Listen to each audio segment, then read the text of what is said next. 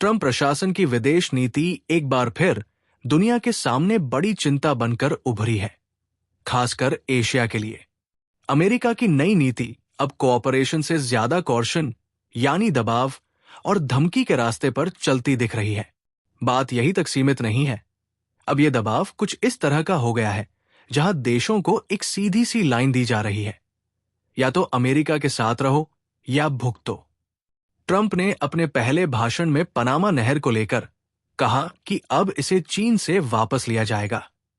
यहां तक कि मिलिट्री फोर्स के इस्तेमाल की बात भी हो गई और इसका असर भी दिखा। पनामा ने बेल्ट एंड रोड इनिशिएटिव से खुद को अलग किया और अपने पोर्ट्स की ओनरशिप अमेरिका से जुड़े इन्वेस्टर्स को बेच दी। हालांकि चीन ने उस डील को रोकने के लिए एंटी ट्रस्ट रिव्यू शुरू कर दिया है, लेकिन एक बात तो साफ हो गई। अमेरिका अब देशों को साफ साफ अल्टीमेटम दे रहा है, साइड विद अस और फेस द हीट। ये वही एशिया है जहां देशों ने दशकों तक बड़ी चालाकी से अमेरिका और चीन दोनों के बीच बैलेंस बनाए रखा, लेकिन अब अमेरिका उस स्पेस को श्रिंक कर रहा है। ट्रंप एडमिनिस्ट्रेशन का टोन अब बिल्कुल साफ है, या तो चीन के साथ टाइस तोड़ो या फिर हमारे बेनिफिट से हाथ धो लो। अब अमेरिका नॉर्थ ईस्ट एशिया यानी जापान, साउथ कोरिया और ताइवान में ज्यादा कॉन्फिडेंट है, क्योंकि ये देश पहले से ही अमेरिका के स्ट्रैटेजिक पार्टनर्स हैं। जापान और ताइवान तो चीन को सीधा खतरा मानते हैं और मिलिट्री बिल्डअप भी कर रहे हैं, लेकिन इसका मतलब ये नहीं कि वहां टेंशन नहीं है। अमेरिका की पॉलिसीज इतनी अनप्रेडिक्टेबल हो गई है कि एलाइज भी खुद को कभी कभी धोखे में महसूस करते हैं। जापान के पीएम की सक्सेसफुल विजिट के कुछ दिन बाद ही ट्रंप ने ASEAN सिक्योरिटी पैक्ट को अनफेयर कह दिया। साउथ कोरिया के साथ भी डिफेंस शेयरिंग को लेकर अनसर्टेनिटी बनी रहती है, और ताइवान को तो ट्रंप ने अक्यूज कर दिया कि वो अमेरिका की चिप इंडस्ट्री को चोरी कर रहा है। साउथ कोरिया की इंडो पैसिफिक स्ट्रैटेजी में चीन को आज भी की पार्टनर कहा जाता है, भले ही वो असलेड मिलिट्री पार्टनरशिप्स का हिस्सा हो। यानी डिफेंस और इकोनॉमी दोनों में डुअल स्ट्रैटेजीज चल रही है। लेकिन अगर नॉर्थ ईस्ट एशिया में ये बैलेंस इतना कॉम्प्लेक्स है, तो साउथ ईस्ट एशिया की पिक्चर और भी इंट्रिकेट है।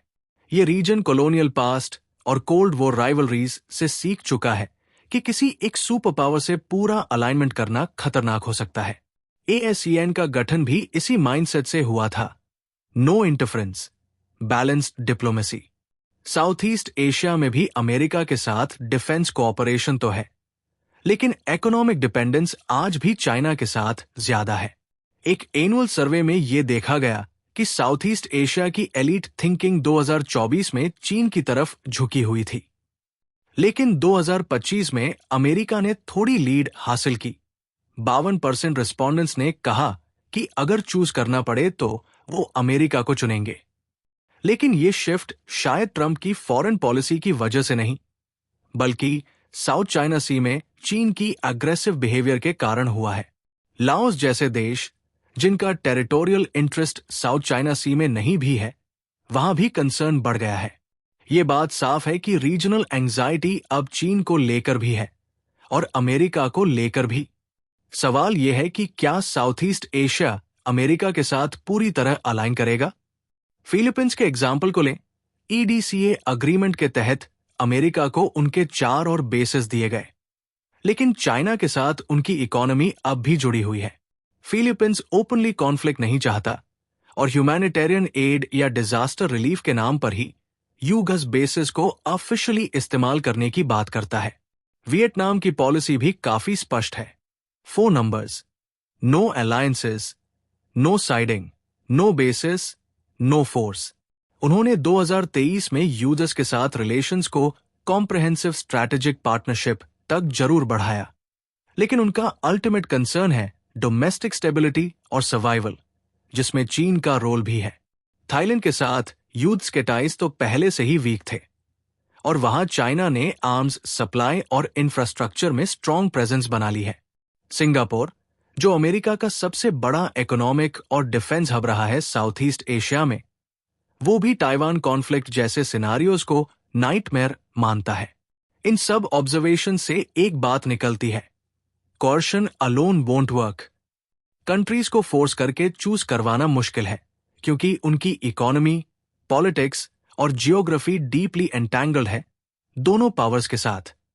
और अगर ट्रंप एडमिनिस्ट्रेशन एक दिन चीन के साथ कोई ग्रैंड बार्गेन कर लेता है, जैसा कि उनके अनप्रेडिक्टेबल नेचर से पॉसिबल है, तो यूथ्स पार्टनर्स अपने आप को बिट्रेड महसूस करेंगे। ट्रंप की टैरिफ पॉलिसीज भी इस टेंशन को और बढ़ा रही है। जापान, साउथ कोरिया और ताइवान पर भारी टैरिफ लगाए गए हैं, despite their loyalty and defence cooperation. South east Asian countries पर भी टैरिफ्स इक्वली हर्ष है, चाहे वो एलाइज हो या नहीं। इससे एक संदेश जा रहा है कि अमेरिका के लिए स्ट्रैटेजिक फ्रेंडशिप और इकोनॉमिक पेनल्टीज साथ साथ चल सकते हैं। इससे रीजनल लीडर्स के बीच एक और डर पनप रहा है, कॉशन के साथ साथ अबैंडनमेंट का भी। यानी एक तरफ अमेरिका कंट्रीज को चीन से दूर रहने का प्रेशर दे रहा है, और दूसरी तरफ कभी भी अचानक बैकफुट पर जा सकता है किसी डील के लिए। अगर ऐसा हुआ तो कंट्रीज की ऑटोनॉमी और श्रिंक होगी, और शायद ASEAN जैसे रीजनल फोरम्स ही अपना वेट बढ़ाएंगे। कंक्लूजन यही है कि अगर अमेरिका अपनी रीजनल क्रेडिबिलिटी बनाए रखना चाहता है, तो उसे पार्टनरशिप के वैल्यू को समझना होगा। अल्टीमेटम्स, यूनिलेटरलिज्म और अनप्रेडिक्टेबिलिटी की जगह उसे ट्रेड, डिप्लोमेसी और म्यूचुअल रिस्पेक्ट को फोरग्राउंड पर लाना पड़ेगा। वरना जो लीडरशिप वो असर्ट करने की कोशिश कर रहा है, वही धीरे धीरे एरोजन का शिकार हो जाएगी। और यही है सबसे बड़ा खतरा, ना सिर्फ एशिया के लिए बल्कि खुद अमेरिका के लिए भी।